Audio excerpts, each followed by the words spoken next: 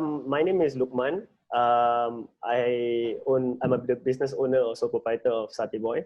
I am 32 years old, married, and I have a kitchen that I function from. And basically, I travel to and fro from the kitchen to my events to actually do my daily work. What Satay Boy does is actually provide food, satay, mainly to events and parties and whatnot. So we do live stations in their homes or in their corporate building. I also do deliveries for satay to people who want to order, like say you're home and you're hungry and you can just order beforehand and be able to provide that. What do you like most about your job? And why? I still do have a diploma in design, but I feel that the diploma wouldn't be any good if I were to let my father's legacy disappear. So my grandfather started the satay business, and then my father, and then now I feel there are a lot of hawkers losing their tradition. So I want to be around to provide satay for the coming generations that are out there, so that this traditional food can, if you look into pictures, sometimes you cannot relate to what the pictures are showing back in probably the 1900s. You don't know what they're eating, and you can describe as much as you want, but they don't know what it is. But if you look at satay back in the 1900s, it has not changed. Yeah. So we want it to remain that way, to have that relatability to the history. How has your job changed in times of COVID-19? During the circuit breaker period, of course, there's so much cleaning to be done. We are already very aware of our hygiene in terms of being in the food industry. So we practically have to follow what we do in the kitchen and bring it out when I'm driving, when I'm interacting with people. And of course, these days, the interaction is much lesser. So I think the thing that we miss most is basically the human interaction, the real proper human interaction. Right now, I'm speaking to you without a mask, so you can see me smile. So things that come from your face and the signals that the other person gives is something that we usually help to go and get things done. But these days, you can't smile to get your way out or to get a deal being done. So it's something we took for granted. So this is one of the biggest changes to doing business at this point of time. How has the situation impacted your relationship with your family? I'm married. I have a beautiful wife. Her name is Jane. I have a daughter. She's turning 4 next week, and she's already asking for a birthday cake, and it's circuit breaker, so we can't get cake. So I'm thinking of what to do. I have a 3-year-old boy. They are in a point of time where it's super cute. They talk a lot. At this point of time, we spend a lot of time watching movies. We spend a lot of time together, bickering. You are in so close proximity. It's a lot of fun. It is a lot of fun, but we are very used to being outside as a family unit together. So it is still very stressful to see the kids.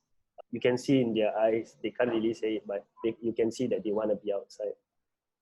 So as parents, we are always trying to go and entertain them, look online to see whether they could do something or something like that. Do you have a message you would like to share with them now? Yes, of course. I think throughout whatever that is happening at this point of time, my wife's going to work. I appreciate the amount of work she's doing. She's a banker, so she interacts a lot with people. And I do a lot of interaction with people. When we come home, sometimes the kids, we know that we have been put in a place of danger because we've met so many people. It's dangerous to be out at this point of time.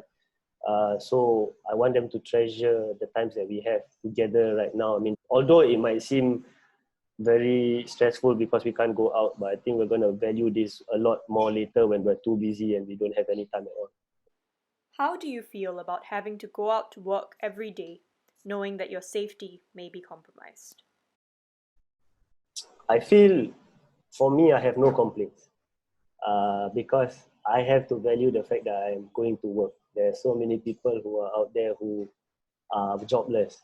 So in this time, I think it is something very important to understand that when you have a job, you're lucky to be hustling. What are some of your fears, given the current situation?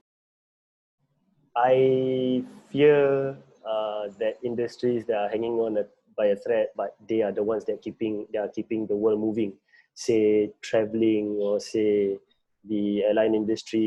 These are the ones that I worry about, because the thing is, we depend largely on the people moving in and out, or say whatever they have to bring for the economy. And then definitely with companies really losing business, their main objective is not to spend on my services. So my fear is that these companies, instead of hanging on the thread, they dissolve, and you're left with a smaller piece of the pie. What is one thing that you've enjoyed during this circuit breaker? I enjoy the fact that the roads are empty. That's definitely what I enjoy a lot. Without a lot of vehicles on the road, productivity is much better. Do you have any messages you'd like to share with the general public? Um, I think there's a lot of unknowns, and we really do not know whether another circuit breaker would happen. Let us just be mindful of what we can do at this point of time. Be mindful of the people who have been very, very affected by this. Those who have lost their jobs, um, those who are previously were in a already difficult space, and then they need us to be going out and giving them food or rations or whatnot. And because of the circuit breaker, we're not able to interact, and they're probably suffering in silence, because you can't actually see them. Let's not wait for the government to hand out stuff to us so that we can make our lives better. We can take it upon ourselves as Singaporeans to go and look around us, and not look too far, maybe a neighbor, be gracious.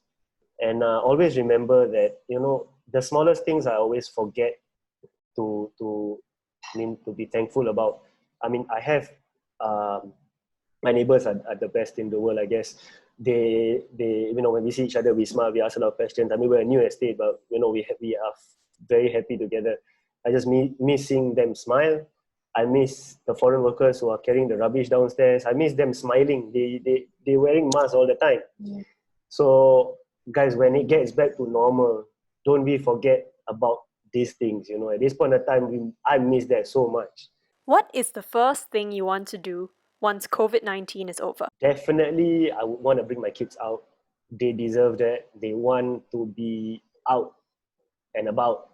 And then, definitely, whilst they are out, I want to make sure that my parents, I get to meet them, and because they miss us so much, and they're not Zoom savvy or whatnot. So we'll have to actually meet them personally. How can we help essential workers like you?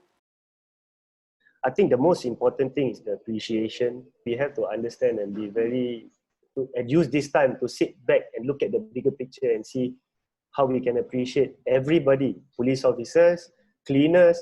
It's getting a little bit dirty downstairs because the cleaners have to stop cleaning for so often. So you see, the appreciation has to be there. The government currently right now is doing everything they can to help us, and we still have a lot of things we can be thankful about. So just take care, be gracious. I'll make sure on myself I won't give up, and a lot of industries won't give up. I'm very sure they won't. So the moment circuit breaker finishes, you'll see us back again. And please do not forget to support us.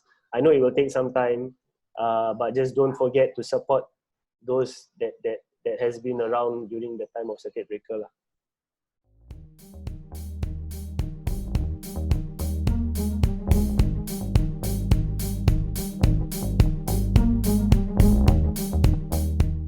Thank you, Luqman. Right, bye-bye.